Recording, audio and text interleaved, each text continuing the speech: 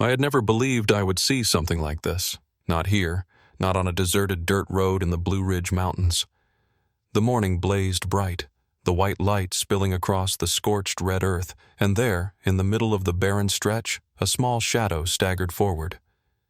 When I drew closer, the truth hit me.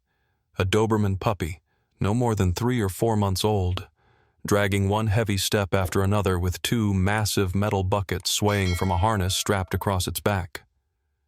That fragile body trembled, shoulders buckling, each movement as if it might break him in half. His black and tan coat, once meant to shine sleek, hung in ragged clumps, matted with dust and neglect. His ribs pressed sharply against thin skin, as though one fall would shatter him completely. His eyes, wide but clouded, had long since lost the light of youth. What remained was a silent plea, fixed forward, as if begging the world itself for mercy. I couldn't breathe. This wasn't a cruel picture from the internet, nor was it a story meant to shock strangers online. This was real. Right in front of me, a baby dog was being turned into a living mule, and the question pounded in my skull. Who could do this? My foot slammed the brake. The pickup jolted, dust exploding in a red cloud around me, while my heart thrashed against my ribs like it wanted out. I blinked, hoping I was mistaken, but the puppy kept moving. His head hung so low it nearly scraped the ground. Each ragged breath rasped like a blade through a dry throat. That tiny frame carried the weight of an entire sky. The buckets clanged with every wobbling step. Clank, clank, an echo of chains down an empty road. Inside, the water sloshed, splashing over, dripping onto the cracked dirt. Within seconds, each drop vanished, swallowed by the burning ground, as if even the earth was complicit in consuming his suffering. Behind him stretched a trail of wet spots, a broken breadcrumb line marking a punishment with no end. I couldn't look away. A life so young, meant to chase butterflies under shade trees, was staggering toward death with the weight of cruelty on his back. His body told the whole story of exhaustion. Legs bowing, paws splayed unnaturally wide from the burden, claws scraping at the dust to stay upright. Now and then he faltered, knees giving way, but some blind instinct pushed him forward again. My chest knotted. A bitter metallic taste filled my mouth. I wanted to burst out of the truck. I wanted to scream, to rip the rope from his shoulders, fling those cursed buckets into the dirt, scoop him into my arms, and set him free in the seat beside me.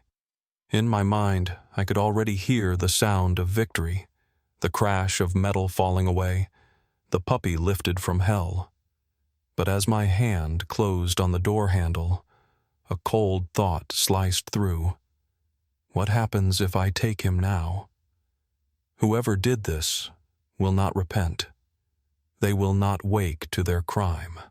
They'll only find another victim, another stray, another innocent, and the circle will begin again.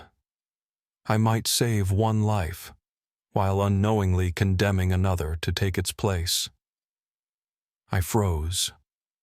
Rage, sorrow, helplessness, all pressed against my ribs like a storm without release. That puppy was no longer just an image of pity. He was proof, living proof, of what human cruelty could become. He wasn't walking. He was being executed, one step at a time. In the suffocating silence, I heard my own voice, cracked and trembling. Dear God, who could do this to a puppy? The sun kept burning, the dust kept rising, and still he walked, his tiny legs staggering across the blistered earth. In that moment, I knew. The quiet life Linda and I had come here to find had shattered. I was no longer a passerby. I was a witness. And when you are a witness, you cannot turn away. Before I ever saw that Doberman puppy on the burning dirt road, life for Linda and me had been wound tight inside a very different rhythm. We were once the picture of Cleveland, Ohio, two city people with jobs, friends, a modest apartment downtown, and what looked, from the outside, like a life complete by every ordinary measure. But the one thing we lacked was peace. Each morning I was shaken awake not by sunlight or birdsong, but by the garbage truck roaring beneath our window.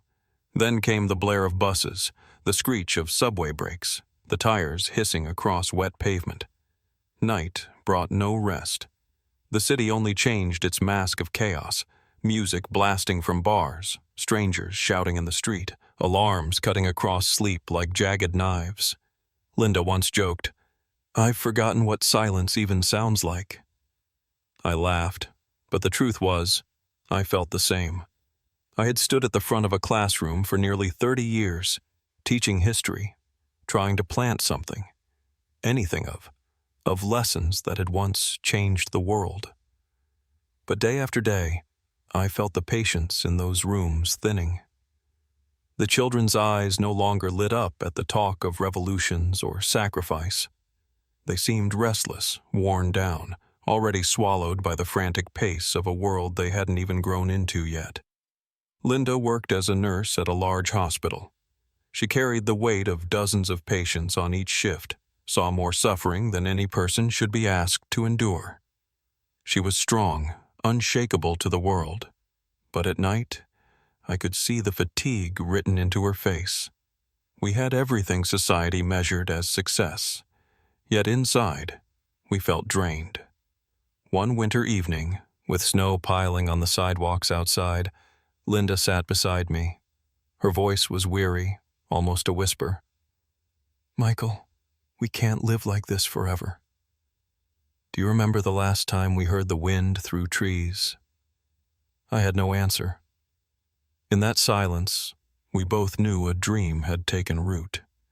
We began speaking of leaving it all, selling the apartment, walking away from work, finding a place far off where mornings carried nothing but the rattle of a woodpecker, the hum of wind through leaves. People thought we were crazy, accused us of chasing a midlife fantasy. But the more we talked, the more it became our only way out. In the end, we gathered every bit of savings, added my early retirement check, and found a piece of land outside Asheville, North Carolina. A weathered cabin stood crooked on a hill, paint peeling, roof sagging, fence tilting. But around it stretched 40 acres of untamed earth, a view opening onto the deep blue of the ridge, and a silence so vast it felt holy. That first night, sitting together on the porch, we wept, not from fear, but because for the first time in years, our hearts slowed to a steady beat. The early months felt like resurrection. I learned to mend the fence, cut back the brush, and repair the roof. Each exhausting chore returned to me a strength I thought was gone. Linda turned a spare room into a studio. Morning light poured through its windows onto a vase of wildflowers, an easel in the corner. She painted again, a joy long stolen by the hospital's endless corridors. We woke with the dawn, drank coffee on the porch, and watched the sun climb over the ridges. Birds chattered where sirens once blared. At night, crickets sang instead of alarms. For the first time in decades, we belonged somewhere. But the Blue Ridge was no easy paradise. Summer heat scorched every inch of ground. Thunderstorms came suddenly, whipping the tin roof like lashes. The land offered no indulgence. It demanded truth, stripped everything bare. And it was there, in the place we thought safest and most serene, that I saw something that cracked my heart open. A starving puppy, frail and trembling, bent into a beast of burden. I sat behind the wheel, my hand trembling on the door handle, my chest pounding as if my heart wanted to break free. One hard pull and I could be out there, ripping the rope from those raw young shoulders, scooping the Doberman pup into my arms like an abandoned child, carrying him home to Linda, who would wash his wounds and set a bowl of cool water in front of him. The vision was so vivid it felt real. I could almost hear the crash of the buckets hitting the ground, the sharp metallic thud ringing out like a victory march. I could see the puppy lifting his head, eyes clearing of that murky haze, sparking with a fragile hope. I could see myself driving away from that cursed road, leaving behind a nightmare cracked open. But then the thought struck, cold and merciless, sliding down my spine like a stream of ice. What happens if I just take him? Whoever had done this would not awaken. They wouldn't repent, wouldn't feel guilt gnaw at them. They would rage only at the loss of a tool. And soon enough, they would find another victim, some stray wandering the roadside, some innocent creature unlucky enough to be caught, and they would bind it with the same rope, weigh it down with the same buckets. The wheel of cruelty would keep turning. Only the name would change. I closed my eyes, my fingers still pressed to the handle. Inside my chest raged a brutal war, one side burning with the urge to run to him, the other cold and sharp, whispering that a rash act would save only one while the root of the evil stayed buried. I felt myself being torn in two. The hot wind pushed through the half-open window, carrying dust, the metallic tang of rust. Through it came the steady clang of the buckets, clank, clank, each note hammering straight into my heart. I looked at him. The puppy trudged forward without once turning back. His small body bent low, legs shaking as if they would snap. But still he walked, as though he had already accepted it. This was his work, his fate. A puppy too young to chase a ball or gnaw a bone had already been taught to carry loads like a pack mule. In that instant, I understood. This was no accident. This was a system, a job imposed on him, a cruel discipline repeated over and over. If I rescued him in silence, nothing would change. I would pluck a single leaf while the poisonous root spread deeper underground. I pulled my hand back from the door and drew a long breath. My body resisted, every nerve screaming to run, to act. Never in my life had I hated hesitation more, but I knew I had to do more than save one dog. I had to cut out the root. And that meant one thing. I had to become a witness. I had to see where they were taking him, where this was being done. I had to capture proof, undeniable, unexplainable. Only then could I stop whoever was behind it, make sure they never repeated this on another soul. I reached for the phone on the seat beside me. My fingers shook so badly that it took several tries before I opened the camera app. I zoomed in, lifted the lens. The image sharpened, rope biting into raw shoulders, ribs straining against skin, hollow eyes, the trail of water drops steaming on the dirt. The shutter snapped. Click. The sound landed heavy, like an accusation. I sat frozen, eyes locked on the pup. Still he walked, each step carving another wound into my chest. And yet, within the ache, a spark flickered. I had a plan. I would not only save him, I would save the others, the ones not yet chosen, not yet broken into tools. And in that moment, I knew I was changed. I was no longer the man who came to the Blue Ridge seeking peace. I had become a witness to a crime. And as a witness, I bore a duty, to follow it to the end, to drag it out into the light. I slipped out of the truck, easing the door shut so quietly it barely clicked. The sun hammered down on my head, searing, as if I were draped in a burning blanket. Each breath felt heavy, but I kept moving, trailing the Doberman pup from a safe distance. He never looked back. That tiny frame only knew how to keep his head bowed, staggering beneath the weight of the buckets. Each step left a trace behind, small splashes of water marking the dry dirt, a trail of evidence leading me closer to the truth. We walked nearly half a mile before the narrow track split. I pressed myself behind a dead maple, heart pounding against the bark. The pup veered off, leading into a clearing. When I leaned out to look, my jaw clenched so hard I thought I'd crack my own teeth. An old wooden shack stood there, paint peeling, roof sagging, junk scattered everywhere, rotting tires, rusted frames, dented buckets tossed aside. Inside a patchy fence of torn wire mesh, a man bent over a hoe. Thin frame, skin burned to leather, moving with the slow grind of a worn-out machine. The pup dragged himself right to him. He stopped at the man's feet, chest heaving, breath rattling, legs quivering as if they'd collapse at any moment. He lifted his head, searching for something, acknowledgement, kindness, but the man didn't so much as glance down. Instead, he paused his work, turned, and with a practiced motion unhooked the buckets from the pup's shoulders. The small body crumpled, sinking to the dirt, freed but crushed. I heard it then, a faint whimper, fragile but sharp enough to pierce straight into my chest. The man didn't flinch. He carried the buckets away, pouring their contents over rows of wilted tomato plants. I stood frozen, fury boiling through me. To him, this dog wasn't a life, not a companion, but a flesh-and-bone water pump. Less than a minute later, he returned, and what I feared most unfolded.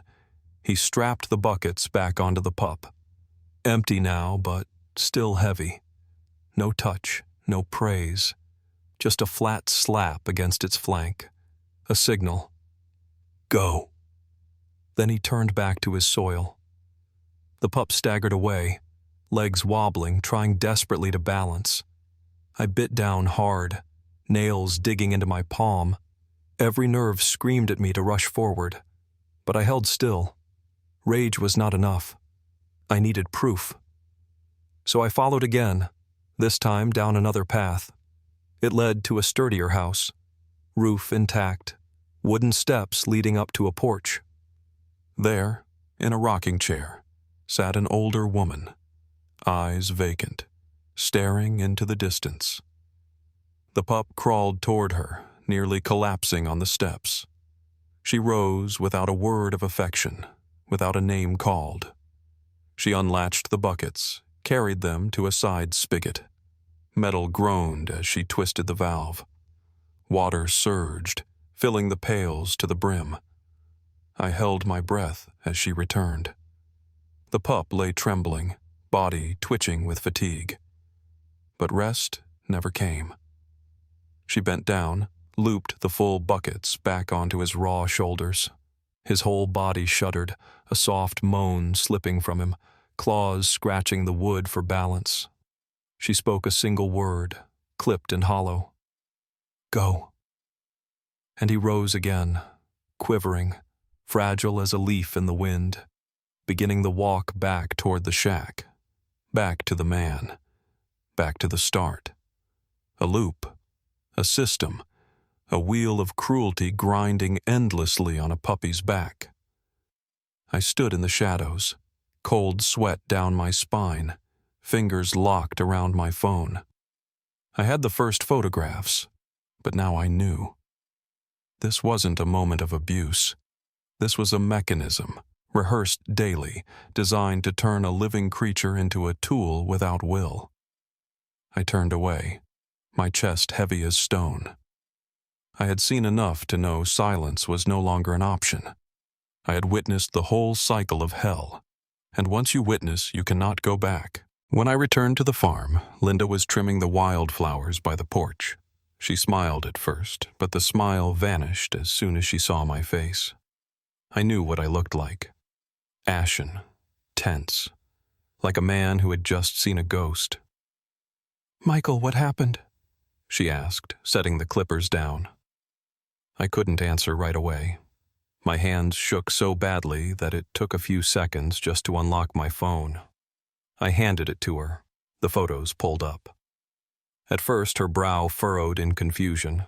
Then her eyes widened, her lips trembled. As the images sharpened of a frail Doberman pup, ribs showing, buckets dangling from rope-cut shoulders, legs buckling on cracked dirt, her hand flew to her mouth. Tears welled and spilled over.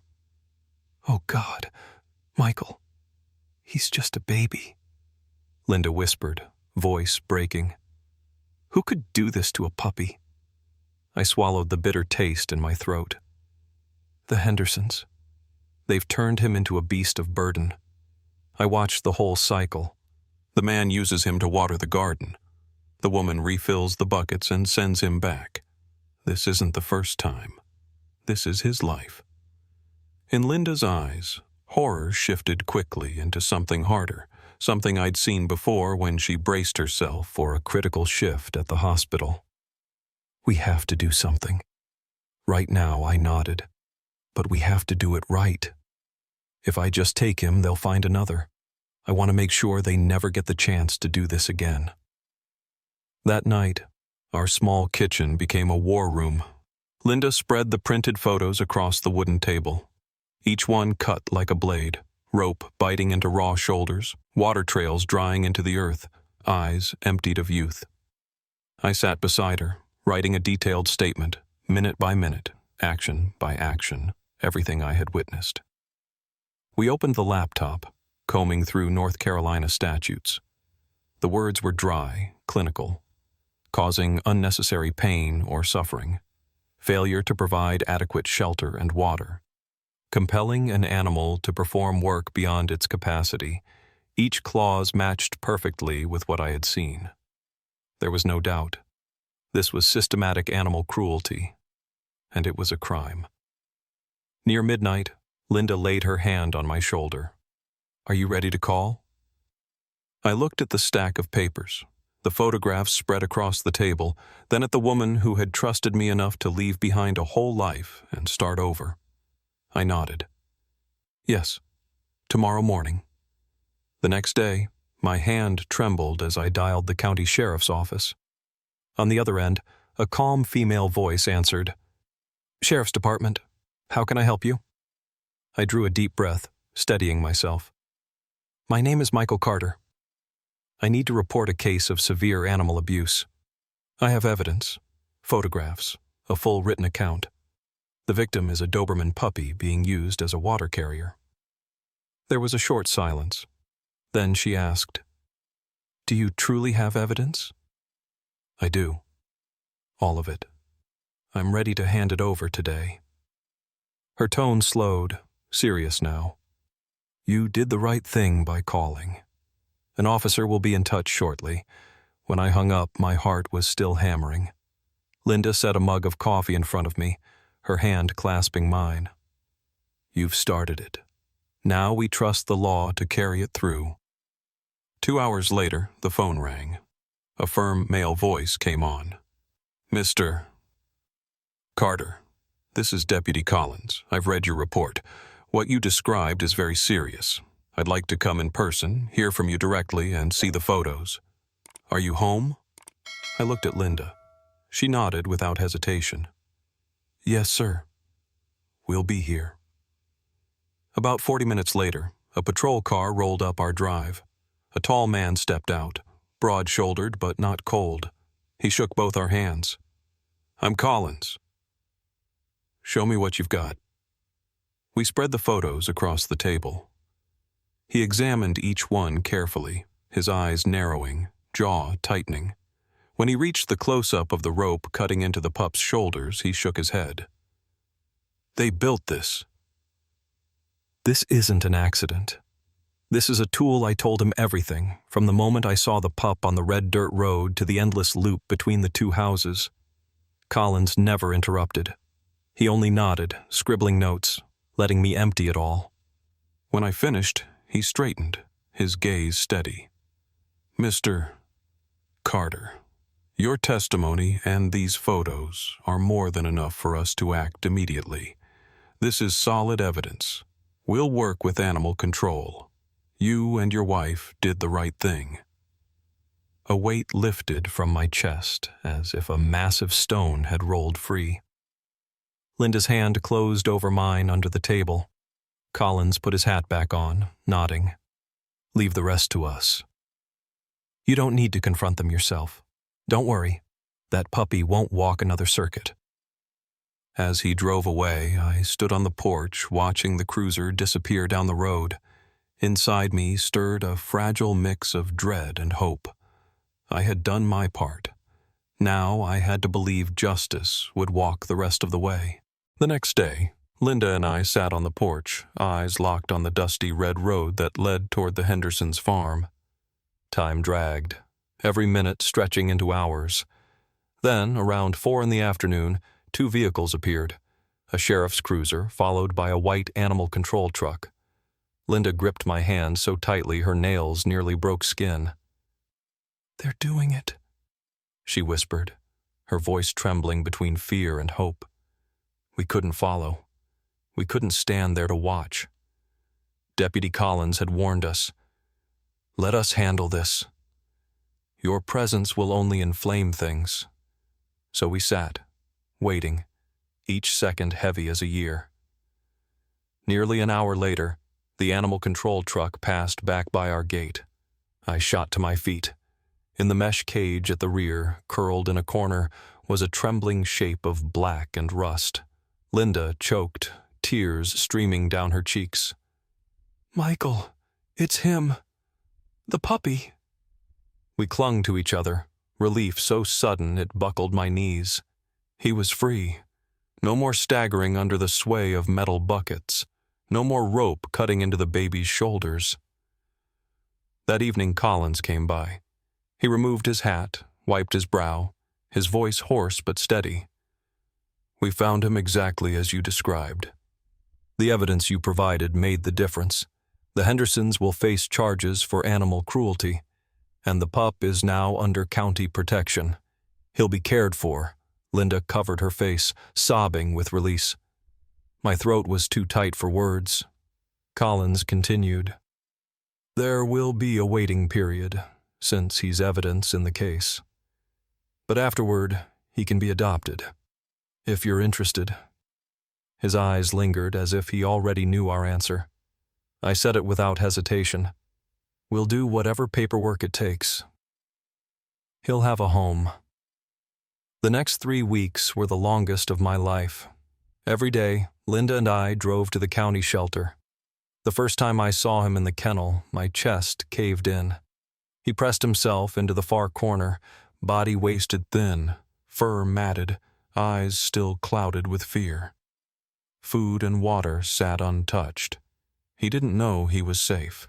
To him, the world had only traded one prison for another. We didn't push. Linda sat in a plastic chair outside his kennel, her voice soft as if soothing a child. "It's all right now, sweetheart." It's over, I told him stories about our garden, the pine trees whispering in the wind, the sunrises over the Blue Ridge. The first day, he didn't move. The second, his eyes lifted for a moment. On the third, when Linda offered a scrap of chicken, he crept forward, trembling, took it gently in his teeth, then retreated to the corner. We began calling him Rook. It was Linda's idea. He's like a little soldier, forced to carry the weight of the world. Like the Rook piece. Steady, deliberate. The name seemed to awaken something in him. From that day when we arrived, his eyes no longer looked entirely empty. After the trial, the Hendersons were convicted, barred from keeping animals for years to come. When the call finally came from the shelter telling us we'd been approved to adopt, Linda broke down in tears. I drove us there, heart pounding against my ribs. When the staff brought Rook out, he still trembled, his steps tentative. But when he saw us, his ears lifted, his gaze flickered, then fixed. Slowly, he stepped forward, pressed his head against my leg, his whole body shivering. I knelt, stroking his back. "Let's take you home, Rook." The drive back was quiet, just the hum of the engine and his uneven breaths. Yet in the middle of his fear, he leaned his head against Linda's shoulder, a fragile gesture of trust beginning to take shape. Those first days at home, Rook was a shadow. He hid in corners, flinched at the clatter of a spoon or the slam of a door. If either of us moved too quickly, he dropped flat, body stiff, bracing for a blow. The toys we'd bought, balls, chew ropes, lay untouched, foreign as if they belonged to another world. But little by little, step by step, he changed. Through patience and love, we showed him life could mean more than pain, that a hand reaching out could stroke instead of tighten a rope.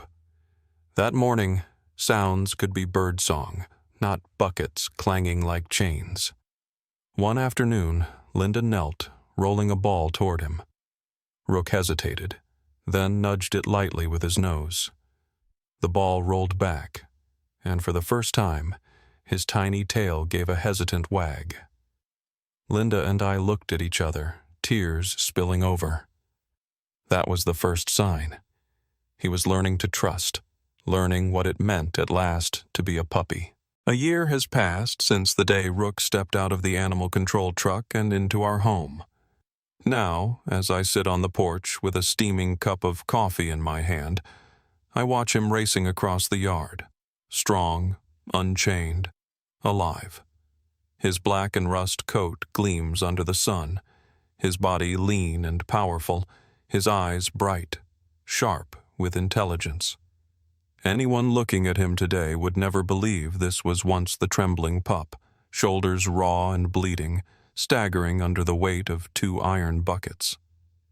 Linda sits beside me, a soft smile on her face. Rook bounds over, an old ball clutched in his mouth. He drops it at my feet, barking once, low and eager. I pick it up and toss it toward the field.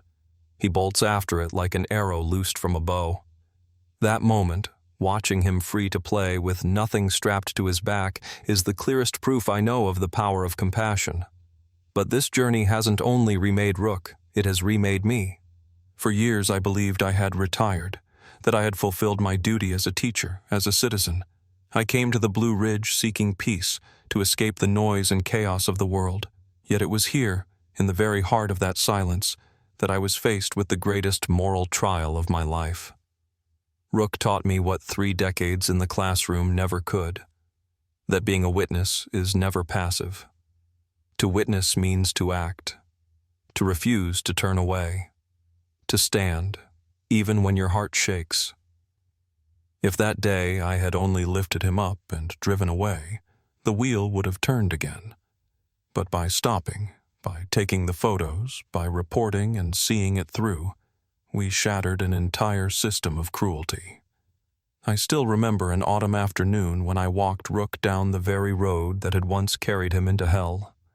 He stopped, ears pricking, a low growl rumbling as his gaze fixed on the Hendersons' old shack. I knelt, wrapped an arm around his shoulders, felt his body tremble, not from fear, but from memory. I whispered, "It's over, boy. That place can't touch you anymore." He looked at me, amber eyes glowing, then licked my hand as if to say he understood. Together, we turned away, leaving the past to rot behind us. Now, each day reminds me that justice doesn't live only in courtrooms or sheriff's offices. Justice begins in one choice: to not look away, to not accept the unacceptable. Linda once told me, "If not us, then who? If not, then when?" And she was right. Rook has not only reclaimed the childhood stolen from him, he has given us a new purpose. I feel like a teacher again, but this time the lesson doesn't come from history books. It comes from a puppy once broken, now whole again. The lesson is simple. Every life deserves protection, and change begins in the smallest of moments, when an ordinary person chooses not to turn aside. When I see Rook stretched out in front of the fireplace, paws kicked out, breathing easy, I know something deep in my bones. The world tried to break him, but it failed. And in saving him, we were saved too, freed from indifference, from the lie that one person cannot make a difference. If you are hearing this story, I have only one message. Be a witness. When you see injustice, don't turn away. When you find a living soul in pain, stop. You may not change the whole world, but you can change the entire world of one being, just as we did for Rook.